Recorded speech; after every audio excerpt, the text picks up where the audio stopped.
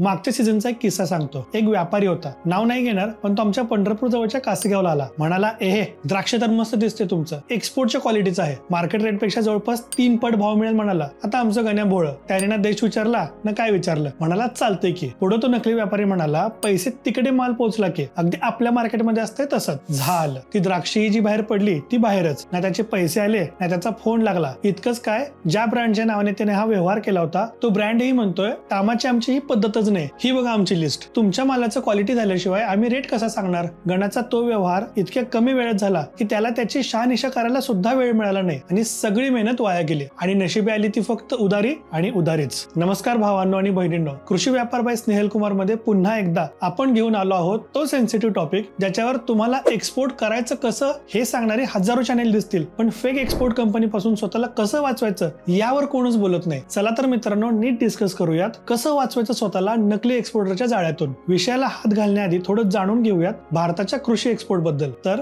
जागतिक कृषी एक्सपोर्ट बाजारामध्ये प्रचंड क्षमता आहे। फक्त 2023 चा कृषी एक्सपोर्ट भारताचा आहे $53.15 बिलियन।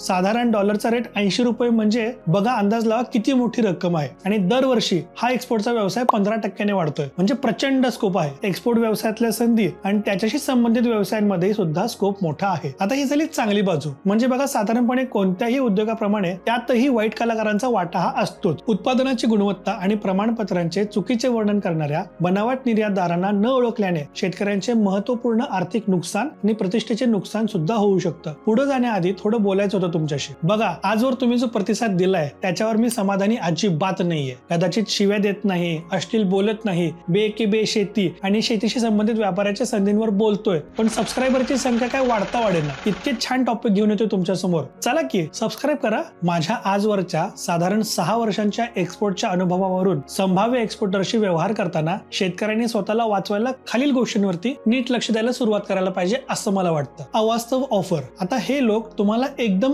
उच्च किमती ऑफर करतील, जशी गण्याला केली होती, त्यामुळे बाजारभावापेक्षा लक्षणीयरित्या जास्त असलेल्या ऑफर पासून सावध राहा। या किमती कदाचित मोहक असू शकतात, परंतु उत्पादनासह गायब होण्यासाठी विश्वास मिळवण्याचा त्यांचा हा एक डाव असू शकतो। तात्काळ पेमेंटची आश्वासने। तात्काळ पेमेंट स्वीकारण्याच्या दबावात विशेषतः रोखीने किंवा अपरिचित पद्धतींद्वारे जास्त असते आणि आपणही पेमेंट घेण्याच्या मूडमध्ये असतो। मग अशा वेळी ते त्यांच्या कराराची पूर्तता न करता उत्पादनासह फरार होण्याची त्यांची योजना असल्याचे लक्षण असू शकतं। अस्पष्ट तपशील। ते त्यांच्या कंपनीबद्दल, एक्सपोर्टच्या परवान्याबद्दल किंवा हे उत्पादन कुठे जाणार आहे त्या ठिकाणाबद्दल फारसे बोलताना दिसत नाही, असं सगळंच अस्पष्ट वाटू शकतं। अशा वेळी ठोस माहिती आणि कागदपत्रे विचारा। तातडी आणि दबाव हे योग्य पडताळणी रोखून घाईघाईने करार करण्याची भावना निर्माण करू शकतात। बघा तुम्हाला तुमचा माल विकायचा, सो तुमचा वेळ घ्या आणि तुमचे संशोधन करा। पुढचं महत्वाचं म्हणजे शेताला भेट देण्याची इच्छा नसणे। आता असा कोणता एक्सपोर्टर असेल जो माल अथवा शेत न बघता पैसे देईल? जरा तर डोक्याला ताण द्या की योग्य एक्सपोर्टरला तुमच्या उत्पादनाची गुणवत्ता आणि प्रमाण स्वतःच तपासण्याची इच्छा असेल। पडताळणी आणि तपासणी। कंपनी नोंदणी, त्यांच्या कंपनीच्या नोंदणीचे तपशील सरकारी अधिकाऱ्यांकडे ऑनलाईन पडताळणी करून पहा। विशिष्ट उत्पादन आणि जिथे पाठवायचं त्या लोकेशन साठी त्यांच्याकडे निर्यात परवाने आहेत का ते बघा। एखादा रेफरन्स नक्की विचारा। बघा त्यांनी काम केलेल्या इतर शेतकऱ्यांकडून रेफरन्स मागवा आणि त्यांच्याशी थेट बोलून बघा। त्या शेतकऱ्यांची सुद्धा चौकशी करा। बॅकग्राऊंड चेक एकदा नक्की करा। कसं आहे, आपण आपल्या लाखोंचा माल देणार आहोत, तर मग पेमेंटची काळजी नको करायला? या व्यतिरिक्त आणखी काही टिपा आहेत त्या लक्षात ठेवा। कसून पडताळणी केल्याशिवाय वैयक्तिक किंवा आर्थिक माहिती कधीही शेअर करू नका। सुरक्षित चॅनेलद्वारे पेमेंट प्राप्त होण्यापूर्वी माल देऊ नका। मार्गदर्शनासाठी स्थानिक कृषी अधिकारी किंवा शेतकरी संघटनांकडून सल्ला घ्या। संबंधित अधिकाऱ्यांना संशयास्पद काही आढळलं तर नक्की पटकन कळवा। लक्षात ठेवा, तुमच्या आतल्या आवाजावर विश्वास ठेवा। काहीतरी वाईट वाटत असल्यास करारापासून दूर जाण्यास घाबरू नका। मेहनत घेतली हो तुम्ही, तर एवढं जरी केलं तुम्ही तर स्वतःला सुरक्षित करू शकताय। चला तर मग विषय आवडला असेल तर आपल्या सगळ्या शेतकरी मित्रांना, मैत्रिणींना पाठवा। त्यांना पण कळू दे की एक्सपोर्टचा माल विकताना काय काय काळजी घ्यायची आहे। आणि हा, सबस्क्राईब करायला नक्की विसरू नका। एक क्लिक तर आहे। आणि